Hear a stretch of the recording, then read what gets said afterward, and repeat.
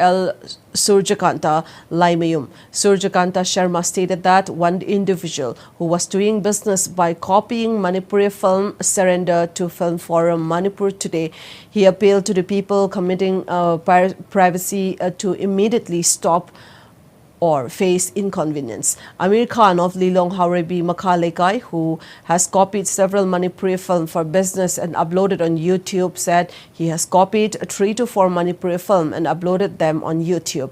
He said that he was unaware of his actions and assured that he will not commit such act in the future. Chairman L. Surjakanta FilmForum Manipur has been continuously working to stop film piracy and ban such actions. He warned individuals continuing such act of severe action from the forum.